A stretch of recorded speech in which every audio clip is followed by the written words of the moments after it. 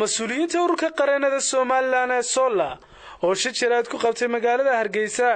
ayaa sheegay in dalada ururada dawliga ee lagu magacaabo Sonsaf aan awood sharci u lahayn inay samayso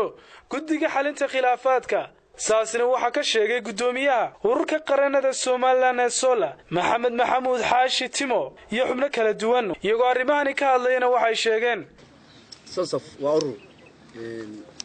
aan dawli ahayn ururada aan dawli ahayn sida caadiga waxa lagu maamulaa bal lagu dhaqaa xeer number 43 2010 oo xeerkana ururada aan dawli ahayn waxa ka mamnuuca arrimaha siyaasadda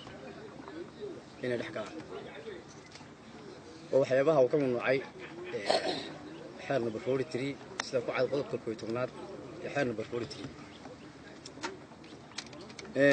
arrimaha khilaafka xalinta khilaafka doorashooyinka waxa lagu aasaas waxa awood u leh oo xalintooda iyo ka garnaqdooda iyo cabashadooda iyo ku dhawaaqida natiijadooda leh komishiga doorashada qaranka arrintaas waxa jideynaya xeer number 20 2001 oo xeerka doorashooyinka golaha deegaanka iyo madaxweynaha xalinta amba khilaafaadka waxa ka soo bilaabantaa goob doorasho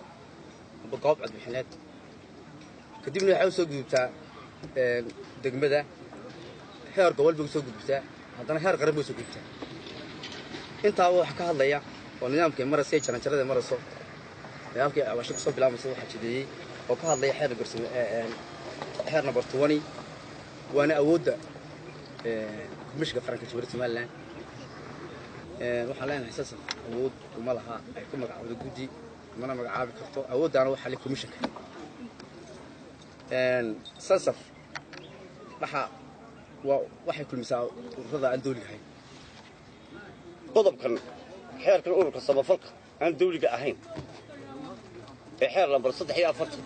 kaasi iyagu ku qeexay oo ka reebiya siyaasad iyo xulal kasta